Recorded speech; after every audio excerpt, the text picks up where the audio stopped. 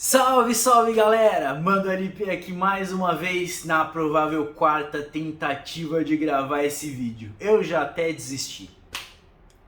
Eu tô tentando fazer aqui pra vocês, gente, a crítica de Pantera Negra Wakanda Forever. Não, sério. Tô tentando fazer essa crítica aqui, já tentei umas 4 vezes, não tô nem sabendo como começar direito. O que acontece? Eu comecei... Na verdade não comecei, né? Primeiro eu queria falar que não fui ver no cinema porque eu tava muito desanimado com essa fase 4 da Marvel. E isso aí se liga diretamente com o filme, no que eu queria falar de os filmes eles terem propostas diferentes, né? Eles poderem ter demandas diferentes a se cumprir. No caso de Pantera Negra a gente tem uma demanda social muito grande para falar de cultura, de povos, de política, né? Mas a gente também não pode esquecer que é um filme, é entretenimento, é um filme de super-heróis e tal. E algumas ele cumpre bem, outras não. Alguns filmes cumprem bem certas demandas, outras deixam de cumprir. E é o caso de Pantera Negra. Então assim, gente, o filme ele tem muita homenagem ao Chadwick Boseman, o antigo ator de Pantera. Sem contar que ele é um manifesto, se é que eu posso usar essa expressão, a cultura africana é o dos povos latinos, né? Principalmente ali da Península de Yucatán, se eu não me engano, do México ali. E lembrando que ele vai enaltecer muito a cultura desses povos colonizados e usar isso muito como destaque. Só que assim, não é só isso, não dá pra ficar só nisso, né? Então quando a gente começa a entrar em roteiro, tô aqui com o meu tabletzinho do lado, vou até pegar ele pra não ficar virando a cara o tempo todo. Mas quando a gente começa a pensar em roteiro e que ele deve ser uma fonte de entretenimento de um filme de super-herói, os problemas de Pantera Negra começam a surgir, né? Primeiro, a gente tem muitas cenas bonitas, contrastes de cores, difícil falar, cenas ali em câmera lenta que mostram o espetáculo que é o Wakanda ou Talocan. Só que quando passa isso, né, a gente percebe que o roteiro da história ele é muito clichê, mas muito clichê mesmo. Na hora que eu vi ali o negócio do Vibranium, eu já falei, puta, eu já entendi qual que é o problema, o que, que vai acontecer, onde se encaixa os personagens e tal, e pra onde eles vão. Ficou muito óbvio. Os diálogos do filme eles são confusos, por vezes, e a construção da Coração de Ferro, a Riri, e o recrutamento dela, pra mim foi uma coisa muito cuspida, muito acelerada, né? Então eu não consegui criar muito vínculo com a personagem. Simplesmente vai falando um monte de coisas, tipo, fala e acaba não dizendo coisa nenhuma. E aí você tem uma interação que não funciona de maneira legal. E vários elementos que poderiam ter sido melhor desenvolvidos e acabam sendo ignorado. O principal deles, que eu acho que poderia ter sido muito melhor, tipo, muito mais bem feito, muito melhor trabalhado, é aquele choque entre tradição e progresso, né? Pra mim poderia ser elevado, tanto entre Wakanda e Talocan, né? Que você tem lá Wakanda, que é a nação mais desenvolvida do planeta, e Talocan poderia ter essa pegada. Tudo bem, eles têm Vibranium e tal, mas poderia ter uma pegada muito mais de dependência do elemento sobre-humano, né? E muito menos tecnológico, e aí você teria essa diferença aí entre potências, né, no caso. Ficaria bem mais interessante pro meu lado. Além da própria dificuldade da Shuri de lidar com isso. Porque o Wakanda ainda é um povo muito tradicional, mas que tem lá o seu pé, inclusive ela, muito voltada para a tecnologia, né? Eu acho que eles poderiam ter se voltado muito mais para isso, mas acaba que fica de lado em meio a esse problema de motivações políticas, ao luto que vem o tempo todo, sabe?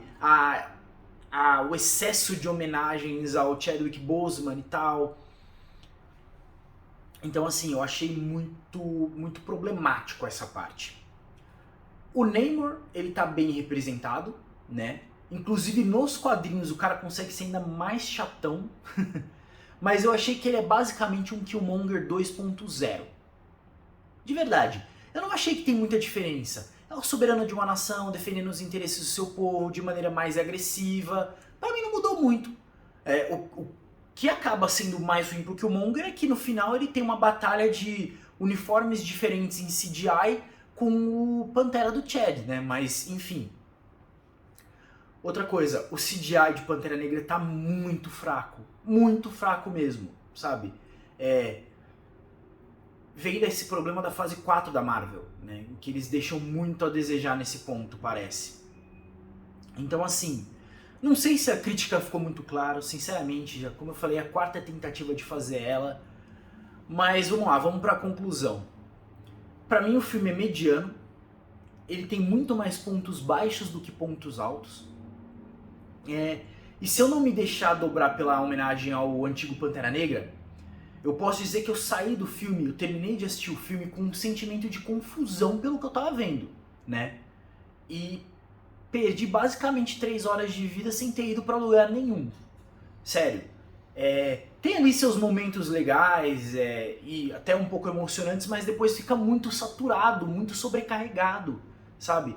Demora muito pra no final superar o luto ou começar a desenvolver com, sei lá, 15 minutos pro fim do filme.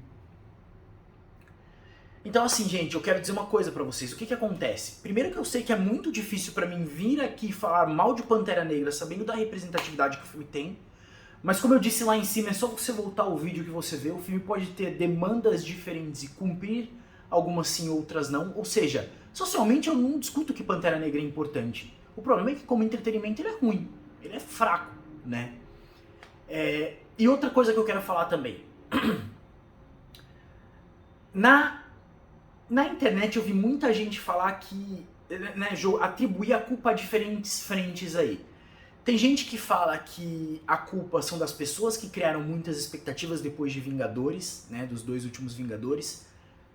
Tem gente que culpa a Marvel porque, né, com os 2 últimos filmes, eventos lá, agora a gente cria expectativa e a culpa deles por não entregar.